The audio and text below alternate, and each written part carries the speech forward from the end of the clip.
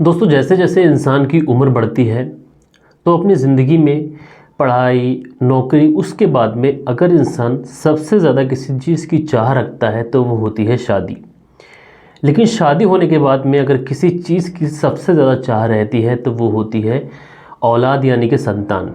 लेकिन दोस्तों, कई बार ऐसा होता है कि बहुत सारे कपल्स की शादी के बाद में उनको बच्चा नहीं होता। लेकिन उसके बाद में बहुत सारे कपल्स तो ऐसे होते हैं जो बच्चा नहीं होता है तो उसके लिए वो डॉक्टर का सहारा लेते हैं।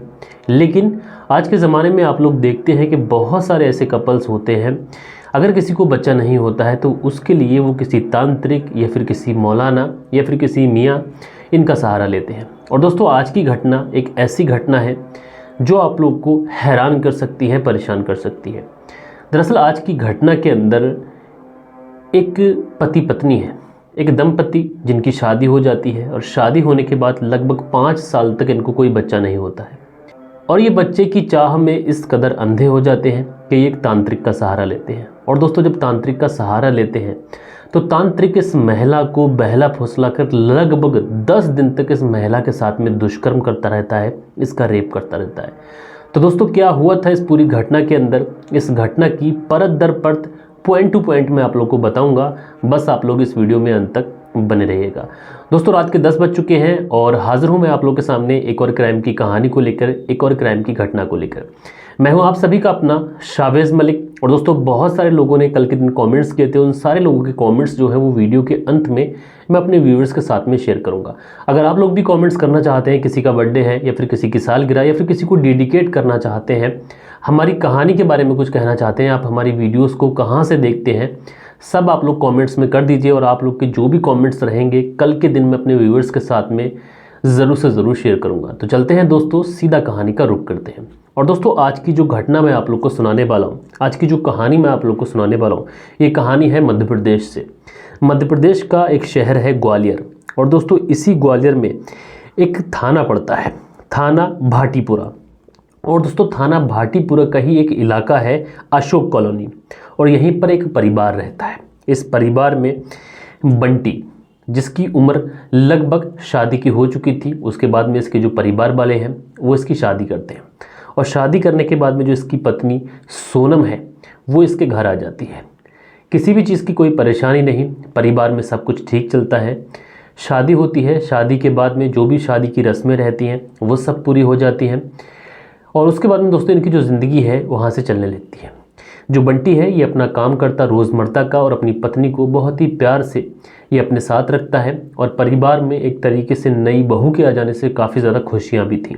लेकिन दोस्तों, धीरे धीरे जब समय गुजरता है तब लोग बातें करना शुरू करते हैं। और बातें ये करना शुरू करते हैं, आजकल आप लोग जानते हैं कि अगर किसी की शादी हो जाती है और शादी के एक डेढ़ साल में अगर उसको बच्चा नहीं होता है तो महिलाएं, जो दुल्हन होती है, जो नई नई शादी करके कोई महिला आई हुई होती है, तो उससे पूछती हैं क्या हुआ, कोई बच्चा नहीं है अभी तक। तो उस महिला को बहुत ज़्यादा एक शर्मिंदगी महसूस होती है, जबकि उसको बच्चा नहीं हुआ है तो इसमें उसका कोई फॉल्ट नहीं है। ये बच्चा ऊपर वाले की देन होती है, जब ऊपर वाला देगा तब बच्चा आ जाएगा। और उसके बाद में दोस्तों, सोनम जो होती है लगातार अपने पति से भी कहती है कि हमें कोई बच्चा नहीं है। और दोस्तों, ये सोनम और ये जो बंटी था, ये दोनों आपस में तो काफ़ी ज़्यादा प्यार करते थे। लेकिन जब शादी के 5 साल गुजर जाते हैं और इनको अभी तक कोई बच्चा नहीं था, तो ये दोनों भी काफ़ी ज़्यादा परेशान होते हैं, काफ़ी ज़्यादा डॉक्टर के पास में भी जाते हैं, डॉक्टर से भी इलाज कराते हैं। लेकिन दोस्तों, इन दोनों की आस्था थी भिंड जिला स्थित रावतपुरा सरकार एक मंदिर है, वहाँ पर ये रेगुलर जाते थे। और वहाँ पर रेगुलर जाने के बाद में ये वहाँ पर मन्नत मांगते थे। और दोस्तों, वहीं पर जो पास का ही गाँव है, वहीं पर एक महिला भी इस मंदिर में आती थी। उस महिला से इनकी अच्छी खासी दोस्ती हो जाती है। और उसके बाद में दोस्तों, भिंड जिले के एक गांव में एक तांत्रिक रहता है। इस तांत्रिक का नाम है पंडित शीलू त्रिपाठी। उसके बारे में उस महिला की भाभी इन दोनों को बताती है। दरअसल जो पंडित शीलू त्रिपाठी हैं, उनका झाड़ फूक का काम बहुत अच्छा है और बहुत अच्छी झाड़ फूक करते हैं, और लोगों का जो काम है वो उनकी झाड़ फूक से बन जाता है। अब दोस्तों, बंटी और सोनम जब इस बात को सुनते हैं तो दोनों पति पत्नी अंदर ही अंदर इनके एक तरीके से एक होप जगती है, और ये दोनों आखिरकार उस पंडित शीलू त्रिपाठी के पास पहुंच जाते हैं। अब दोस्तों, पंडित शीलू त्रिपाठी के पास में जाकर ये पूरा मामला बताते हैं कि शादी हुई थी और शादी के लगभग 5 साल गुजर चुके हैं। हर तरीके की कोशिश कर ली है, डॉक्टर को भी दिखाया है, लेकिन अभी तक कोई बच्चा नहीं है। तो पंडित शीलू त्रिपाठी जो कि झाड़ फूक का काम करता है, वो इन दोनों से कहता है कि दरअसल तुम्हें बच्चा हो जाएगा और इसकी गारंटी मैं देता हूँ, लेकिन उसके लिए कुछ झाड़ फूक करनी पड़ेगी और बस उसके लिए जो मैं तुम्हें बताऊँ वो सब तुम्हें करना है। उसके बाद में ये दोनों राज़ी हो जाते हैं। पंडित लगभग 1 महीने तक इनके घर पर झाड़ फूक करता है, लेकिन उसके बावजूद भी कोई भी ऐसा उम्मीद की किरण इन दोनों को दिखाई नहीं पड़ती है जिससे इन्हें लगे कि हाँ इनको बच्चा हो जाएगा। और दोस्तों उसके बाद ये वापस से उस पंडित शीलू त्रिपाठी के पास जाते हैं और कहते हैं, पंडित जी 1 महीने का समय गुजर चुका है, लेकिन अभी से किधर से भी आशा की एक किरण भी दिखाई नहीं पड़ रही है। तो जो पंडित शीलू त्रिपाठी जी हैं, ये इस महिला से और इस पुरुष से, जो दोनों थे पति पत्नी बंटी और सोनम, इन दोनों से कहता है कि तुम्हारा जो पुराना घर है जिसमें तुम रहते हो, उस घर पर कोई साया है, कोई बाधा आ रही है, और वो बाधा इतनी बड़ी है कि झाड़ फूंक से भी कट नहीं पा रही है। अब जब बंटी और सोनम इस तरीके की बात सुनते हैं तो वो भी हैरान हो जाते हैं कि घर पर इस तरीके का मामला है, करें तो करें क्या, जाए तो जाए कहाँ। तो जो पंडित हैं शीलू त्रिपाठी, ये इन दोनों से कहते हैं कि दरअसल तुम्हें घर छोड़ना होगा, भले ही तुम दूसरे मकान में जाओ, भले ही वो मकान किराए का हो, लेकिन तुम्हें उस दूसरे मकान के अंदर ही रहना है।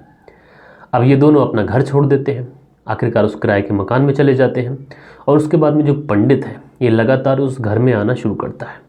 अब दोस्तों कभी कभी ऐसा होता कि बंटी अपने काम पे जाता, लेकिन पंडित फिर भी आता था और अपना झाड़ फूंक का जो क्रियाक्रम था उसको करता था। और कहीं ना कहीं जो सोनम थी, ये भी ये उम्मीद लगा कर बैठी थी कि जो पंडित जी कर रहे हैं हो सकता है कि उससे औलाद का सुख मिले, और इसीलिए सोनम भी दिल जान से पंडित जी का साथ दे रही थी। और कहीं ना कहीं ये जो पंडित था, इसकी नज़र सोनम के ऊपर डगमगा जाती है, लेकिन पंडित अपने गलत इरादों में कामयाब नहीं हो पाता। सोनम उसको ऐसा कुछ करने नहीं देती है। उसके मोहल्ले के आस पड़ोस के लोग भी रेगुलर आते रहते हैं, और कभी कभी ऐसा होता कि बंटी भी टाइम से पहले ही घर आ जाता था। इसलिए जो पंडित का जो मंसूबा था, पंडित ने जो प्लान बनाया था, वो काम नहीं करता है। और उसके बाद में दोस्तों पंडित जो शीलू त्रिपाठी जी हैं, ये कहते हैं कि दरअसल मैं अपने एक बड़े गुरुजी से मिलाने के लिए तुम्हें दिल्ली लेके चलूँगा। अब दोस्तों ये जो पंडित शीलू त्रिपाठी जी हैं, जब ये इस तरीके की बात करते हैं तो सोनम अपने पति बंटी को ये सारी बात बताती है। तो बंटी कहता है कोई बात नहीं, वो काम के सिलसिले में जा नहीं सकता, इसलिए तुम पंडित जी के साथ चली जाओ। अब दोस्तों ये जो तांत्रिक है, ये आखिरकार सोनम को लेकर दिल्ली पहुंच जाता है, और दिल्ली पहुंचने के बाद में उसे एक होटल में रखता है। और दोस्तों करीब 3 दिन तक उस महिला सोनम के साथ में ये वहीं पर दुष्कर्म करता है, उस महिला का रेप करता है। ये महिला काफ़ी ज़्यादा विरोध भी करती है, लेकिन उसके बावजूद भी वहाँ पर अकेली है, करे तो करे क्या, जाए तो जाए कहाँ, कहे तो किससे कहे। इसलिए ये जो तांत्रिक है ये लगातार 3 दिन तक उस महिला के साथ में दुष्कर्म करता रहता है। उसके बाद में इस महिला को लेकर ये दिल्ली से करौली राजस्थान जाता है, और वहाँ पर होटल में 1 दिन तक उस महिला के साथ में रेप करता रहता है। दोस्तों तकरीबन 4 दिन गुजर चुके थे। इधर जो पति है बंटी, ये परेशान है, कोई कांटेक्ट हो नहीं पा रहा है, पंडित का जो मोबाइल है वो भी शायद नहीं लग रहा था, और पत्नी से भी कोई कांटेक्ट हो नहीं पा रहा था। इसलिए जो बंटी है, ये जो थाना पड़ता है भाटीपुरा, ये यहीं पर जाता है और अपनी पत्नी की गुमशुदगी की रिपोर्ट लिखाता है, और पंडित के बारे में भी सारी बात बताता है। और उसके बाद में दोस्तों ये जो पंडित है, अब ये करौली राजस्थान से सीधा दिल्ली आ जाता है, और दिल्ली आने के बाद में ये फिर से उस महिला सोनम को होटल में रखता है और उसके साथ में फिर से दुष्कर्म करता है। और दोस्तों तकरीबन ये जो मामला था, ये पूरा जो सिलसिला था, ये 10 दिन तक चलता रहता है। 10 दिन हो जाते हैं। ये जो तांत्रिक था 10 दिन से लगातार इस महिला के साथ में एक तरीके से शारीरिक संबंध बना रहा था, वो भी ज़ोर ज़बरदस्ती इस महिला का शारीरिक शोषण कर रहा था, इसका रेप कर रहा था। अब ये जो महिला है ये परेशान, ये पंडित जी के कभी हाथ जोड़ती, कभी उससे कहती कि उससे घर जाना है, प्लीज़ उसे माफ़ कर दो, उससे कोई गलती हुई नहीं है और वो किसी से नहीं कहेगी। और आखिरकार दोस्तों एक दिन ये जो महिला है वहाँ से निकलने में कामयाब हो जाती है, और वहाँ से ये सीधा अपने घर आती है। और घर आने के बाद में जब अशोक कॉलोनी में ये अपने पति को सारी बात बताती है, तो पति जो है तुरंत अपनी पत्नी को लेता है, और पत्नी को लेने के बाद में सीधा पुलिस थाने जाता है। और दोस्तों पुलिस थाने जाने के बाद में ये जो महिला है जो अपने पति के साथ आई थी, ये पूरी बात पुलिस को बताते हैं। अब दोस्तों जब पुलिस इस तरीके का मामला सुनती है तो कहीं ना कहीं पुलिस भी हैरान। पुलिस सोच रही है कि आजकल कोई पति आखिर अपनी पत्नी को कैसे किसी तांत्रिक के साथ में अकेले भेज सकता है।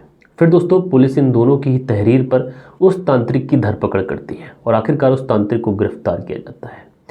बहरहाल दोस्तों, इस घटना को सुनाने का मतलब किसी का दिल दुखाना या फिर किसी को ठेस पहुंचाना नहीं है, बल्कि आजकल के ज़माने में दोस्तों अंधविश्वास इतनी ज़्यादा जगह कर चुका है कि अगर किसी को संतान नहीं होती है तो वो किसी मियाँ, किसी मौलवी, किसी पंडित, किसी तांत्रिक के पास जाते हैं, किसी बाबे के पास जाते हैं, लेकिन जाना चाहिए डॉक्टर के पास में। और दोस्तों, खासकर आजकल देखते हैं आप लोग के जो तांत्रिक होते हैं, ये जो मौलवी होते हैं, ये कुछ इस तरीके के कृत्य करते हैं कि जिनको सुनने के बाद में कहीं ना कहीं कानों को भी यकीन नहीं होता है। बहरहाल दोस्तों, आप लोग इस पूरी घटना के बारे में क्या कहना चाहते हैं, अपनी राय नीचे कमेंट्स बॉक्स में दीजिएगा। और दोस्तों, अब वक्त है आप लोगों के कमेंट्स पढ़ने का। दोस्तों, जो हमारा पहला कमेंट्स है, यूज़र MI बोलते हैं कि सर आपकी कहानी है मुझे पसंद है, तो भाई आपका बहुत बहुत धन्यवाद। उसके बाद में रिंकू सिंह लिखते हैं, बहुत अच्छी वीडियो बनाते हो भाई, गेट वेल सुन। तो भाई रिंकू सिंह, आपका बहुत बहुत धन्यवाद, आपका बहुत बहुत आभारी हूँ कि आप हमारे चैनल को सुनते हैं रेगुलर और हमारी वीडियोस पे रेगुलर कमेंट्स भी करते हैं। उसके बाद में सन्नी मेहरा कहते हैं कि आपका स्टोरी सुनाने का जो अंदाज़ है ये बहुत ही बढ़िया है। लव फ्रॉम लुधियाना, सर मैं आपकी डेली साथ दारू पीता हूँ और आपकी कहानी सुनता हूँ और देखता हूँ, धन्यवाद। तो भाई सन्नी अरोरा जी, आप हमारी कहानी सुनते हैं, अच्छी बात है, लेकिन दारू पीना आई थिंक अच्छी बात नहीं है। तो दारू हो सके तो जितनी जल्दी हो सके आप दारू छोड़ दीजिए। उसके बाद में सर अगला जो कमेंट है ये है मंजू मिश्रा, और ये कहती हैं कि सर मैं यूपी सीतापुर से हूँ और आपकी कहानी डेली सुनती हूँ। तो मंजू मिश्रा जी, आपका बहुत बहुत धन्यवाद, आपका बहुत बहुत आभारी हूँ कि आप हमारी वीडियोस को देख रहे हैं और हमें अपना प्यार दे रहे हैं। उसके बाद में जो अगला कमेंट्स है ये है VK जोन, और ये लिखते हैं कि सर अपना बैकग्राउंड ब्राइट करो। तो ब्लैक बैकग्राउंड भी ठीक लगता है, और कुछ दिनों में मैं सोच रहा हूँ कि नए तरीके का बैकग्राउंड बनाऊँ तो आपको अच्छा लगेगा। उसके बाद में जो अगला कमेंट्स है, हाय सर मेरा नाम संध्या है और आपकी स्टोरी बहुत सैड थी, मैं यूपी मोदी नगर से हूँ, थैंक यू सर। तो संध्या जी, आपका बहुत बहुत धन्यवाद कि आप हमारी कहानी को सुनती हैं और अपना प्यार दे रही हैं। उसके बाद में जो अगला कमेंट्स है ये है जाहिद खान का, work hard Allah success you, thank you भाई, आपका बहुत बहुत धन्यवाद। उसके बाद में माजिद अंसारी लिखते हैं, मेहनत करते रहिए सर, कामयाबी आपको ज़रूर मिलेगी, भाई आपका भी माजिद अंसारी जी बहुत बहुत धन्यवाद। उसके बाद में रियल वॉरियर लिखते हैं कि सर वाह का वाह ही बोलिए, बा मत बोलिए प्लीज़, अजीब सा लगता है। तो मैं इस चीज़ पे ध्यान दूंगा, मैंने इस चीज़ पे ध्यान नहीं दिया था कि वाह की जगह मैं बा बोल देता हूँ, तो मैं इस पर डेफिनेटली काम करूँगा। अगर ऐसी चीज़ें हो रही हैं तो उसके लिए मैं आपसे क्षमा चाहता हूँ। उसके बाद आप जो देखते हैं अगला कमेंट्स है ये है अमनदीप का, और अमनदीप लिखते हैं आपकी ऑल वीडियो किसी से किसी के साथ ऐसी ही कहानी के ऊपर होती हैं, तो भाई क्राइम से रिलेटेड होती हैं, और अगर कोई ऐसी वैसी कहानी होती है तो मैं उसको भी कवर करता हूँ। उसके बाद में रिजवान सिद्दीकी लिखते हैं, बहुत अच्छा लगा आपने मेरा नाम लिया, आप लखनऊ में कहाँ रुके थे। तो भाई रिजवान सिद्दीकी जी, मैं लखनऊ में गोमती नगर रुका था, और भाई आपका बहुत बहुत धन्यवाद कि आपने कमेंट्स किया। उसके बाद में सुनील त्यागी हैं और लिखते हैं आप जल्दी स्वस्थ हो जाएंगे, रेनू सुनील त्यागी सियाना बुलंदशहर से। तो आपका बहुत बहुत धन्यवाद, आपका बहुत बहुत आभारी हूं कि आप हमारे वीडियोस को देख रहे हैं और रेगुलर प्यार दे रहे हैं। उसके बाद में आपका अगला जो कमेंट्स है ये है संजू राजपूत जी, और ये लिखते हैं बहुत अच्छा लगता है कि आपका सुनना ऐसा है लगता है कि बहुत कुछ मेरे सामने हो रहा हो, रियलिटी लगता है इस कहानी में। तो भाई जो भी रियलिटी होती है मैं वही सुनाता हूँ। तो आपका बहुत बहुत धन्यवाद कि आप हमारी कहानियों को, हमारी वीडियोस को ऐसे ही प्यार दे रहे हैं। और उसके बाद में फूड रिव्यू, जो कि हमारे रेगुलर व्यूअर्स हैं और रेगुलर कमेंट्स करते हैं, ये लिखते हैं बहुत जल्द ही आप मिलियन में होंगे सब्सक्राइबर, बट हमें भूलना नहीं, don't mind sir, love from Dubai, मैं इंडिया बाराबंकी से हूँ। तो भाई आप इंडिया बाराबंकी से हैं, अच्छी बात है, और आपका जो प्यार है वो हमारे साथ बना हुआ है। आप जो हमारे लिए लगातार प्रेयर कर रहे हैं कि हमारे जो सब्सक्राइबर हैं मिलियंस में जाएंगे। और आपको भूलने की बात रही तो दोस्तों, मैं अपने किसी भी सब्सक्राइबर को भूलने वाला नहीं हूँ। उसके बाद में जो अगला कमेंट है ये है मनोज कुमार का, और ये लिखते हैं सर आपकी कहानियाँ सुनकर ही हमें नींद आती है। तो भाई मनोज कुमार जी, आपका बहुत बहुत धन्यवाद, बहुत बहुत आभारी हूँ। और उसके बाद में जो अगला कमेंट्स है, कहानी में लोगों का नाम नहीं बदलना, असली नाम बताएं कहानी में। तो कई घटनाएं ऐसी होती हैं जिसमें जो एक तरीके से जो क्राइम होता है, किसी लड़की का अगर कोई नाबालिग रहती है तो उनके नाम हाइड करना पड़ते हैं, क्योंकि सबकी प्राइवेसी का भी ध्यान रखना पड़ता है।